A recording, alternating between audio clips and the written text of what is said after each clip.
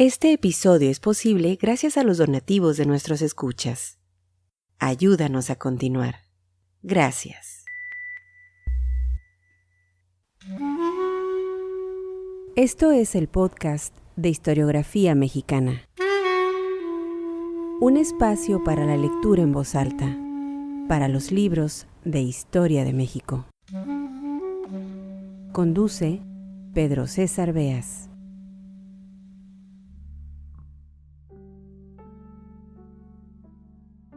Maximiliano y Carlota llegaron a México en 1864. No es la primera vez que tocamos en este podcast los años del Segundo Imperio Mexicano.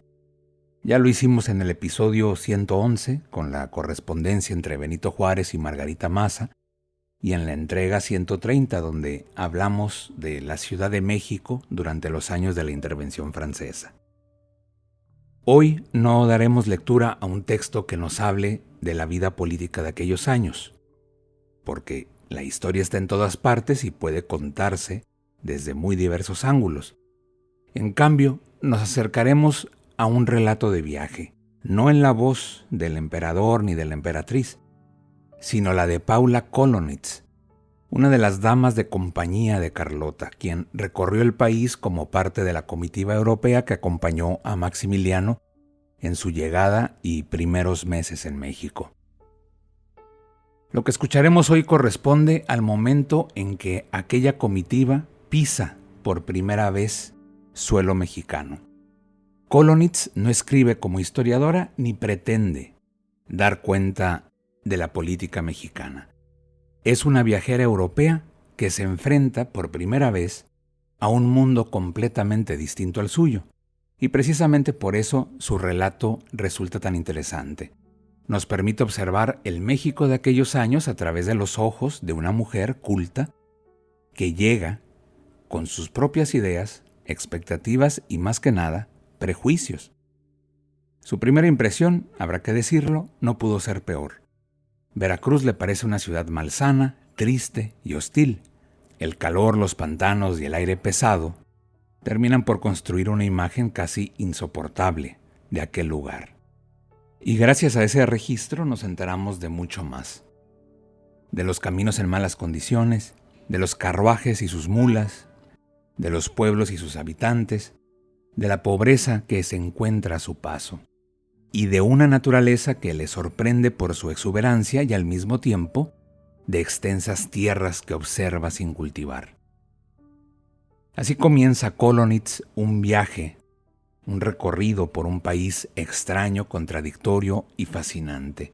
Un México convulso, todavía inmerso en los conflictos políticos y que ahora recibía a unos soberanos extranjeros con una mezcla de curiosidad y expectativa. Su relato, habrá que leerlo así, es más que una crónica de viaje. Es el encuentro entre dos mundos y al mismo tiempo el testimonio de una europea que pisa suelo mexicano en la década de 1860. Vamos pues a la lectura en voz alta, un fragmento del libro Un viaje a México en 1864, de Paula Kolonits. No olviden visitar nuestro sitio historiografiamexicana.com. Desde ahí pueden ponerse en contacto con nosotros, dejarnos sus comentarios y descubrir todo nuestro contenido. Soy Pedro César Beas. Bienvenidos.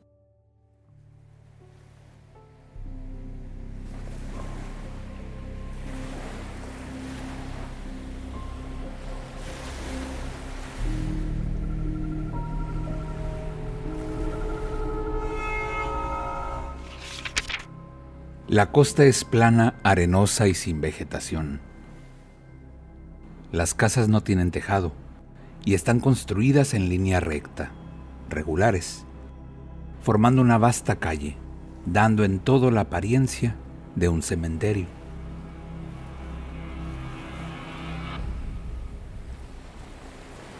La Villa Rica de la Veracruz, fundada por Cortés, es uno de los lugares más maléficos y malsanos del mundo.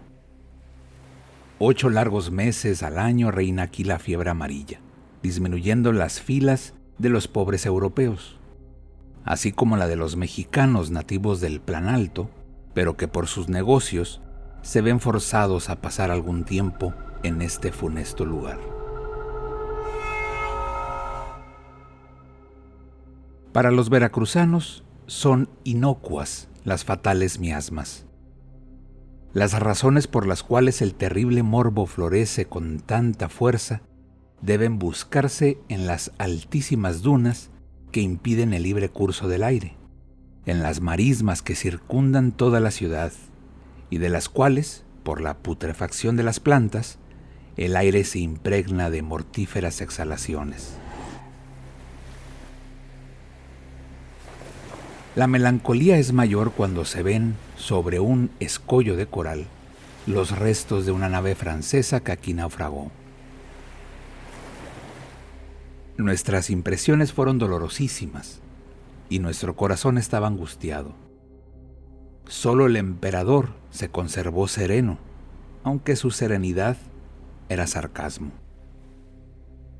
Parecía que tenía el deseo de burlarse de sí mismo con ingenio y sutileza, como él sabía hacerlo.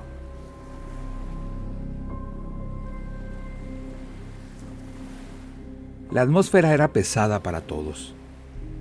El general Almonte, el cual hasta la llegada del emperador y durante los tratados para la aceptación de la corona había gobernado el país, esperaba en Orizaba la noticia del desembarque. Por el temor de la fiebre amarilla, se conservaba lo más lejos posible de Veracruz. Desde allá hasta el puerto había una larga jornada, lo que ocasionó un nuevo retardo.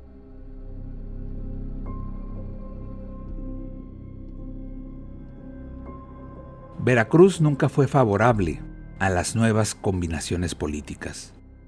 De sus 8,000 habitantes, la mayoría son forasteros relacionados con las grandes casas bancarias y las grandes ciudades, los cuales para enriquecerse aprovechaban de cualquier desorden practicando el contrabando sin respetar las leyes. Para ellos, un gobierno severo y enérgico era un delito.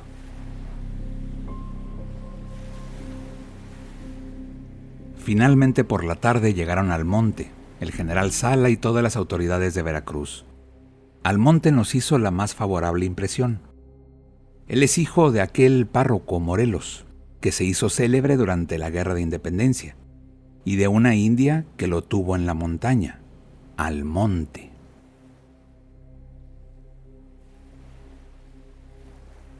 Su amarillenta pero bella fisonomía muestra su amabilidad y su afabilidad, además de ser dueño de un corazón firme. Sus modales son sencillos pero gentiles y educadísimos. Su saludo fue estrecharnos las manos. Con ese saludo se inició en México cualquier presentación, cualquier amistad, pero no hay en ello nada de benevolencia ni de la confianza en que creíamos al principio.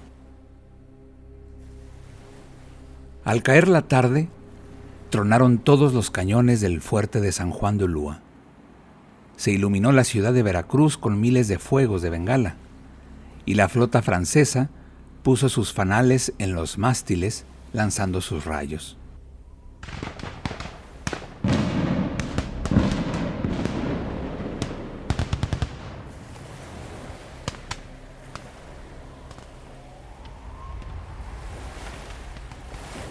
A bordo nadie podía dormir.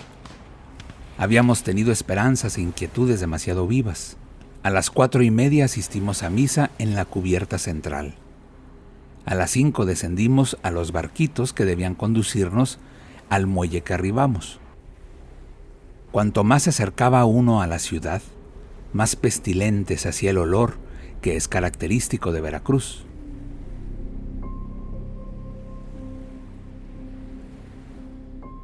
Como consecuencia de la procesión de Corpus Christi, que hacía pocos días se había hecho, la fiebre amarilla irrumpió violentísima, por lo cual no podíamos pernoctar allí.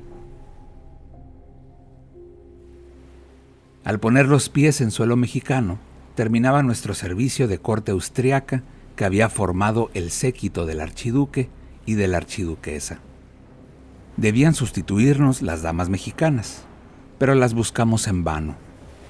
El temor a la fiebre amarilla les había impedido ir a recibir a sus nuevos soberanos, los cuales solo tenían a su alrededor una escasa parte de la población que se había limitado a festejarlos con los acostumbrados arcos triunfales y los usuales petardos.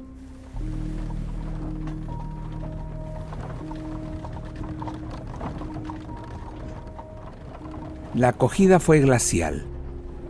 Acompañada por las autoridades tanto francesas como mexicanas, la pareja imperial fue conducida a la plaza donde esperaban los vagones. La palabra estación aquí no es aplicable.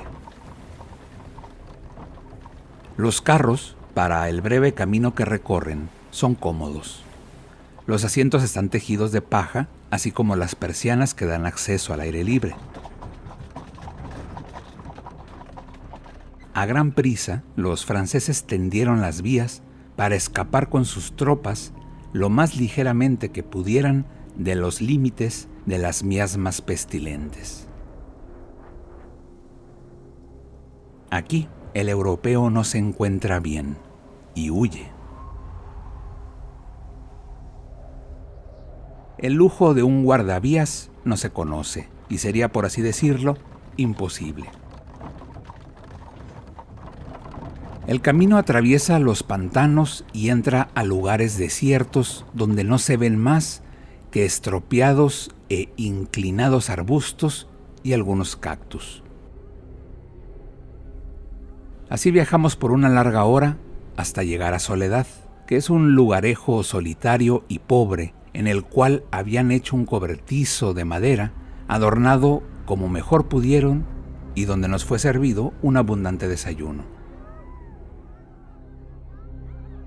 Tocaba una banda musical y se había juntado en torno a nosotros una compacta multitud.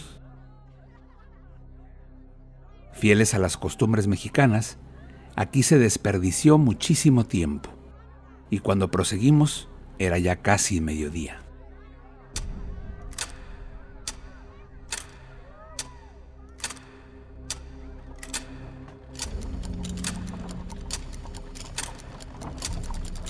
Nadie podía dudar que el lugar en que nos encontrábamos forma parte de la Tierra Caliente.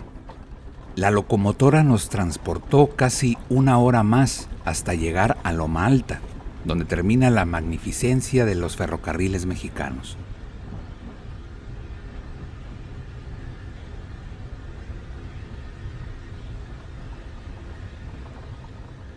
Por fin partimos. Sus majestades viajaban en un coupé inglés que dio pruebas de la máxima solidez, llegando íntegro y sano hasta la Ciudad de México. Mi compañera y yo subimos a una calesa que era cómoda y buena, mientras los otros se habían amontonado en ciertas diligencias cubiertas y altísimas, donde cabían 12 y hasta 15 personas. Estos vehículos eran transportados por 8 mulas, 2 adelante, 4 en medio y otras 2 atrás. Rápidamente dejamos la llanura a nuestras espaldas. Por fin habíamos pasado los confines de la fiebre amarilla.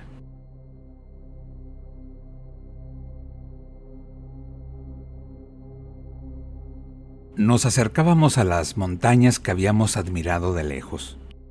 La vegetación se hacía más y más lujuriante, hasta llegar sobre el Chiquihuite, que es un altísimo monte con todos los encantos del esplendor tropical. Aquí comenzamos a ver bellísimos árboles, llenos de lianas, miles de plantas y por todos lados flores dispersas con admirable variedad de colores en montes y valles. Especialmente bellas eran las enredaderas, que se entrelazaban a cada tronco y a cada copa hasta la cima. Mariposas de color naranja con manchas del más hermoso azul gozaban de este divino banquete. Pero a tanta fiesta faltaban del todo los pájaros, y los pocos que vimos, desgraciadamente, no eran bellos.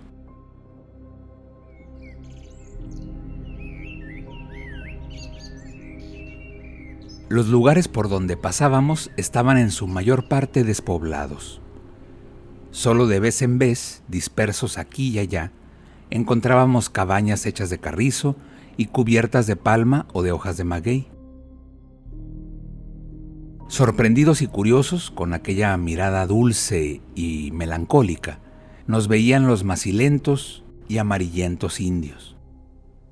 Con frecuencia los hombres tenían entre los brazos a los niños y las mujeres acariciaban en el regazo alguna gallina, sentados uno junto al otro. La impresión que causan esos pobres seres inspira simpatía y casi compasión. En ellos se ve la marca de la pobreza y la resignación. Sus necesidades parecen no ser grandes como no sean las mínimas de cubrirse o vestirse sin hacer mucho caso de la limpieza. Cada habitación tiene, sin embargo, sus flores, de las cuales son amantísimos. Se prodigan especialmente los grandes cercados de plantas que le dan sombra a las cabañas y esparcen por todos lados un suavísimo perfume. Nada vi cultivado. La naturaleza está virgen. Nada contiene sus impulsos. Pasamos junto a varios torrentes que, en medio de precipicios y rocas, se despeñan en las profundidades. La tierra en general tiene aquí grandes hendiduras. Con frecuencia hay interminables abismos, cuyas rapidísimas paredes se hacen más inaccesibles por lo espeso de los matorrales y las hierbas que las cubren. A estas hendiduras se les llama barrancas y juegan un papel importante y peligroso en las guerras de este país.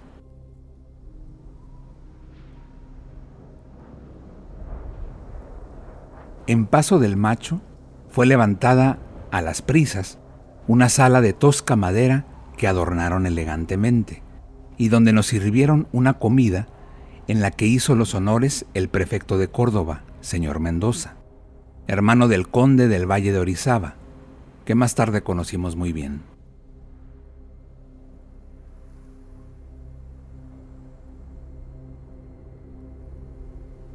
Las comunicaciones por correo que utilizan las diligencias de Veracruz a México están bien organizadas.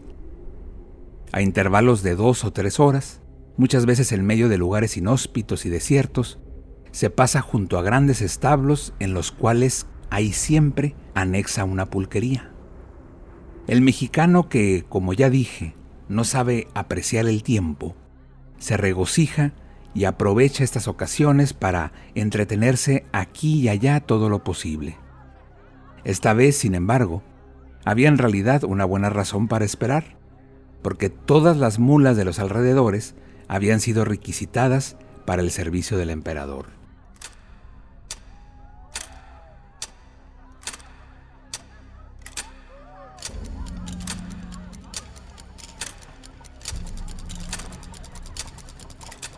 Los caminos se hacían cada vez peores. No hay europeo que pueda imaginar los obstáculos y los peligros que deben vencerse. Muchas veces el camino no es más que el lecho de un seco torrente. Hay un lugar al que se denomina Salsipuedes. Nunca vi tanta habilidad como la del cochero mexicano, ni esfuerzo como el de aquellas pobres mulas para salir sanos y salvos de la empresa. Al principio teníamos un poquitín de miedo, pero después era imposible no tener confianza en la temeraria seguridad de nuestro mulero. De vez en cuando se paraban frente a las carrozas las pobres bestias que nada querían saber más del yugo, y con repugnancia asistimos a los preparativos que se hacían para ponerlas a trabajar nuevamente. Apenas se detenían, el cochero desde lo alto de su lugar y asistido por el ayudante, las dominaba. Con 16 cordeles entre las manos y una larguísima fusta, se diría que las guía irresistiblemente, y mientras les habla, les chifla, silba y susurra. El ayudante, que ya a pedradas las había invitado a continuar, baja y sube incesantemente de la caseta, ya para recoger nuevas piedras, ya para examinar el camino, ya para frenar o detener la carroza, ya para regular los arreos, sin que por esto la carrera pierda velocidad. Finalmente, vuelve a su puesto junto al cochero para lanzar nuevamente sus piedras al animal perezoso o al resto de ellos. Es necesario que el aprendiz pase por esta alta escuela antes de poder aspirar al puesto de honor. No en balde, un hábil e inteligente cochero de diligencia es una persona altamente estimada. Si cumple un buen servicio en el camino que va de Veracruz a México, tiene un sueldo mensual de 120 pesos, que equivale a 250 florines de nuestra moneda austriaca. Me sorprendió la gentileza que domina entre las más bajas clases mexicanas. Los cocheros apenas llegan a las estaciones, estrechan la mano del ayudante usando la palabra señor. Entre aquella gente del pueblo, jamás oímos una frase altanera, jamás alzar la voz, un insulto o una descortesía. Tienen una dulzura y una indiferencia capaces de desesperar al europeo impaciente, altanero, curioso como es.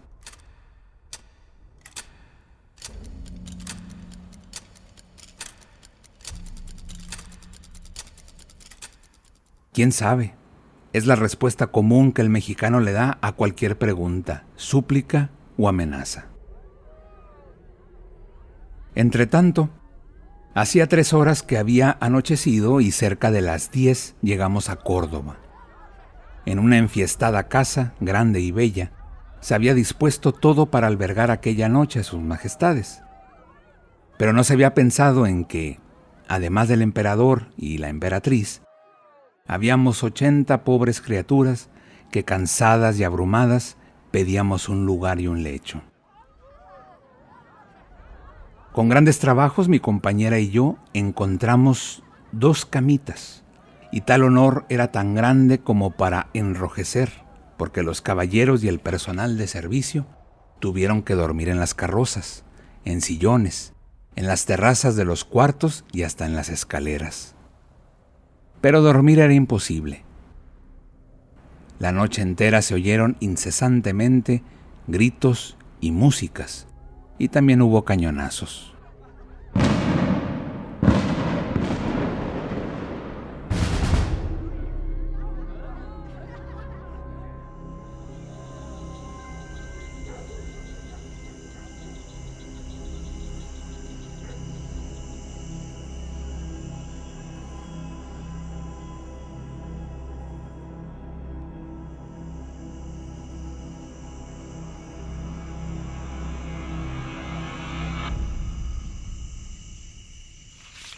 Este episodio fue posible gracias a las amables donaciones de nuestros escuchas.